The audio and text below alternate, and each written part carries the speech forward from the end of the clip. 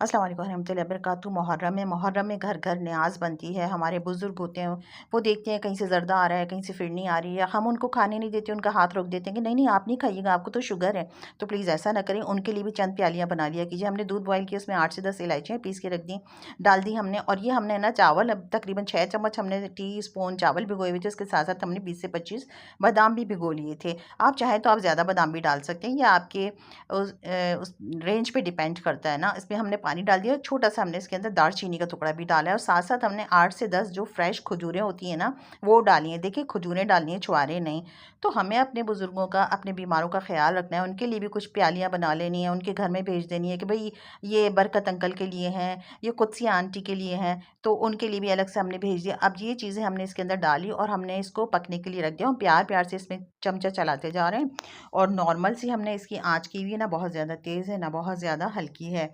तो हमें उनका ख़्याल रखना है। तो प्लीज़ इस मुहर्रम में 9-10 मुहर्रम को जब आप न्याज़ बाँटें ना, तो स्पेशली आप अपने बुज़ुर्गों के लिए ज़रूर ये फ़िरनी बनाइएगा। या इसको हमने पकाना शुरू कर दिया।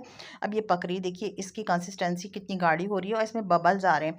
अब जब बबल्स आने लगते हैं ना, तो इसका मकसद होता है कि अच्छे तरीके से हमारे चावल भी गल गए हैं और हमारी फ़िरनी भी तैयार हो गई। अच्छा, बबल्स आने के साथ-साथ इसके छींटे भी आते हैं और ये उड़ के आपके फ़ेस पे भी आ सकते हैं। तो थोड़ा ख़्याल के साथ आपने इसको बनाना है और इसको चलाते जाना है, मिक्स करते जाना है। जितना ज़्यादा आप इसको मिक्स करेंगे, उतनी ही ज़बरदस्त, उतनी ही लाजवाब आपकी ये फ़िरनी बनेगी। तो बरकत अंकल भी खुश, रज़िया आंटी भी खुश, सब लोग खुश। और इसके अंदर हमने डाला पिसा हुआ खोपरा, और इसमें हमने थोड़ी-सी डाली है चीनी, बहुत ज़्यादा नहीं, बहुत कम चीनी डाली है। और इसमें हम डाल रहे हैं फ्रेश क्रीम का 1 पैकेट, ठीक है? ये हमने डाला बिल्कुल लास्ट पॉइंट पे, हमने चीनी डाल के खूब अच्छे से पका लेनी है। चीनी बहुत कम डालनी है, बहुत ज़्यादा नहीं, बस थोड़े से टेस्ट के लिए। तो हमने चीनी भी डाल दी इसके अंदर, फ्रेश क्रीम का भी 1 पैकेट डाल दिया। देखिए कितना ज़बरदस्त सा इसका कलर आ रहा है। यकीन कीजिए इतनी लाजवाब होती है, इतना मज़े का इसका टेस्ट होता है।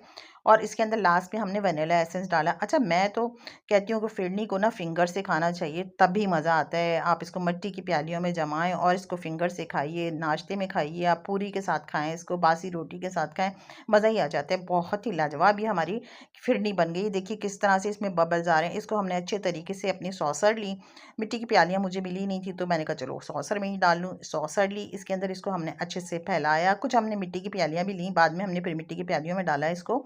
इसमें अच्छे से फैला के ऊपर से हमने इसके अंदर मेवे बारीक बारीक कटे हुए वो गार्निश कर दिए। तो बरकत uncle, Qudsia aunty, Razia aunty, Farzana aunty और शफ़ीक अंकल, मतलब जितने भी हैं, इकबाल अंकल, आप उनके लिए प्लीज़ बनाइए फ़िरनी ज़बरदस्त सी शुगर फ्री फ़िरनी बनाइए, ताकि वो भी बेचारे कुछ खा लें। ऐसा तो नहीं है उनका हाथ रोक दें, नहीं नहीं अब्बा जी आपने तो नहीं खाना, आप अपने ससुर को मना करें, ना करें प्लीज़।